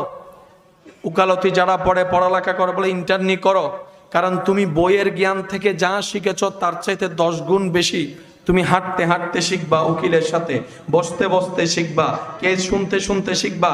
এভাবে করতে করতে বাংলাদেশে এমনও কিছু ডাক্তার উকিল আছে যাদের হাত এত ছাপ হয়েছে, যাদের জবান এত ছাপ হয়েছে, বড় বড় আসামিকেও ছুড়াই দিতে পারে, বড় বড় অপারেশনও তারা সেকেন্ডে করে ফেলতে পারে। আল্লাহ তাআলা আমাদের নবীকে সব ধরনের জ্ঞান দিয়েছেন। এটা আমাদের সৌভাগ্য যে নবীটা আমরা পেয়েছি। এবার সেই নবী রাহমাতুল্লিল আলামিন বলে, উম্মত, চিকিৎসার বিষয় জানতে চাও, আমি নবীকে জিজ্ঞেস করো, আমি বলে দিব কোন জিনিসটা খেলে তোমার কি হয়, কেমন হয়, কিভাবে হয়। শুধু তাই নয়, আজকে যে ডাইটিং শব্দটা আসছে, 1450 বছর আগে নবী রাহমাতুল্লিল আলামিন ডাইটিং ডেইলি রুটিনটাও শিখিয়ে দিয়েছেন। শুধু আমি আপনাদেরকে একটা কথা বলি, সমস্ত রোগের মূল কেন্দ্রবিন্দু হচ্ছে, সমস্ত রোগের মূল কেন্দ্রবিন্দু। সেজন্য প্রায় সময় ডাক্তারের কাছে অসুস্থতার কারণে গেলে দেখবেন ডাক্তার খাবার বাছাই দেয়, এটা খাইও না, এটা খাইও না, এটা খাইও না, এটা খাইও না। ওমা কেন? খাও, রোগের মূল এখানে। এটা ঠিক সিরেঙ্গা হকল হত আরো তো রহ না হদ ইবে ঠিক, ইবে ঠিক, ইবে শান্ত, ঠিক না বে ঠিক? এই পেটে খাবারের জন্য টাইম আছে না নাই? সবচাইতে উপযুক্ত টাইম হচ্ছে ফজর। সেজন্য যারা ডায়াবেটিসের রোগী তাদের খাবারের কিছু নাই, নিয়ম দেখবেন, টাইমিং দেখবেন। ওনার যখন তখন যা তা, অসুস্থ হওয়ার পরে কিন্তু ঠিকই নিয়মে চলে আসছে। এই নিয়মটা যদি আমরা আগে থেকে মানতে পারতাম, সকালের খাবার পেট ভরে, দুপুরের খাবার কিছুটা কম করে, রাতের খাবার একদম কম করে, এটা হচ্ছে সুস্থ থাকার ফর্মুলা। এবার নিজেকে যদি প্রশ্ন করি, দেখবেন ঠিক উল্টাটাই আমরা করি। এখানে অনেক ছেলে আছে ফজরের নাস্তাও করে না। আওয়াজ দেন, আওয়াজ দেন, আছে না নাই? দুপুরে মোটামুটি খায়, রাতি একবারে।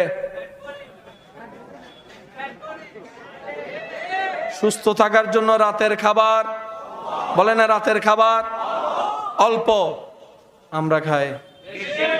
এবার বলেন সঠিক করলাম না ভুল করলাম?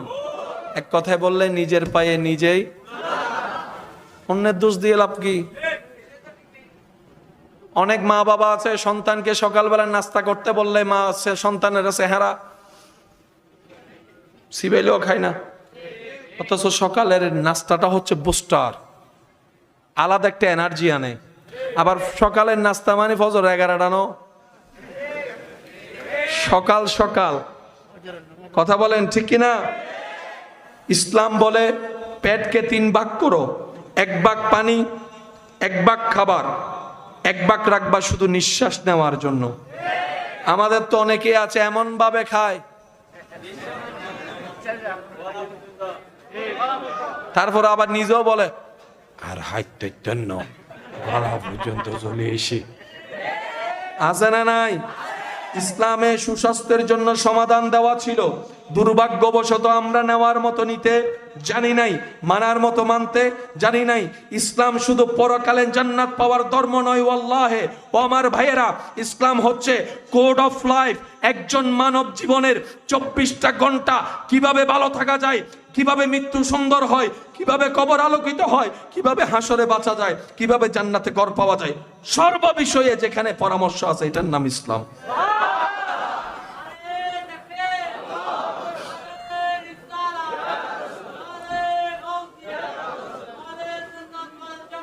উচ্চ আওয়াজ একবার বলেন মারহাবা। সমস্ত নবীর আমলে কালিমা ছিল লা ইলাহা ইল্লাল্লাহ। শেষ ভালো যার সব ভালো তার একটা আওয়াজ দিবেন, লা ইলাহা ইল্লাল্লাহ। এক আল্লাহ ছাড়া, বলেন কোন মাবুদ, এক আল্লাহ ছাড়া কোন স্রষ্টা, এক আল্লাহ ছাড়া কোন রহমান, এক আল্লাহ ছাড়া কোন খালিক, এক আল্লাহ ছাড়া কোন রাজ্জাক, একজন। এই কথা, এই বার্তা, এই বাক্য আদম নবী থেকে শুরু। একটু মনোযোগ দিবেন, কত হাজার কোটি বছর পার হইছে, এখন বিজ্ঞানীরাও এখনো পারফেক্টলি